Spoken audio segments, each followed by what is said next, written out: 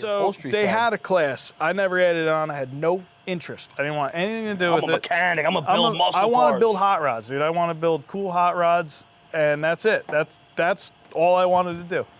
And just so you know, we're going to get to you building hot rods. Yeah. For a lot of people. All right. Well, my father was the one that was like, he basically said, you're adding that class on. I'm like, I don't want to. I don't have any interest in it. And he goes, no, you're not living here. You're out there. Add the class on. Why was he such an advocate for it? Just, I think any knowledge, you know what I mean? Take it all in. Take it all in. You're already there. What's another 3.5 months? Take it in, use it. And your dad's another middle-class guy working extremely hard. Yep. You know, talented. He wants his kid to do better than him. Talented. He's super talented. That's all. He knows everything. There's not a single thing that, like, does he do side work? Because I need like light bulbs. No, he doesn't do that. Not new anymore. Lights put in. That ship sailed years ago. Maybe an awning. Years ago, maybe. So he pushed it. I added on. Good, all right, cool. I got into it. Kind of get into it a little bit. I was like, it's okay. But I went into the body shop world when I got back. But right when I got back, he said, what machine do you need to do upholstery?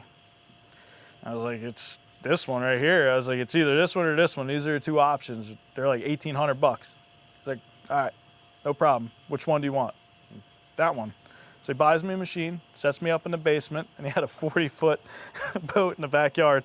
And he made me sew the entire fucking boat, the whole thing, all the upholstery in it. And again, I wasn't really into it. I'd sit down there, I'd drink a lot, and I would just like, this, whatever. Not into it because my mind's on hot rods and cool shit.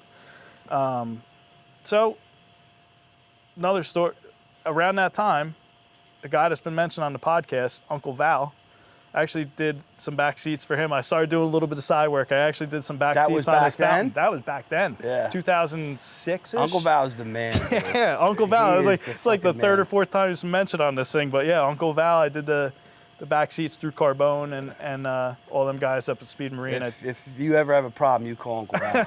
Yeah, he was awesome. We lived at his house for probably like 5-6 years straight. Yeah. He'd be on vacation. We'd be like, Uncle Val, we're going over. He's like, all right, hit the garage pin.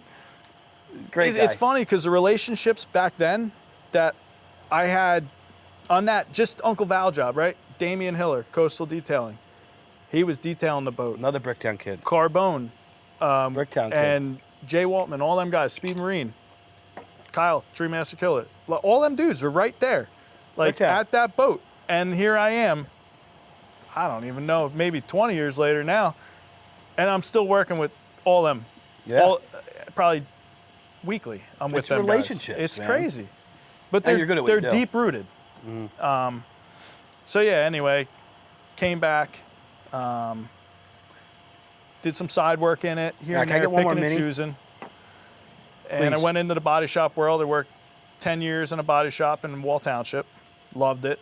Still miss it. Oh, you did 10 years over there? 9.5 years I worked for Joe's Garage. And you were doing no upholstery at the time? Nothing. Just dropped it. Didn't want anything to do with it. I would do hustle side work.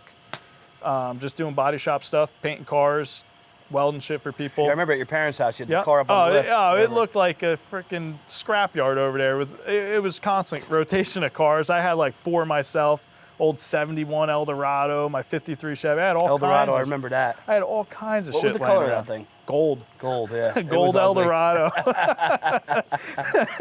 So you really got it. I was like boss hog. You really got an eclectic taste, man. I was like boss hogging that thing.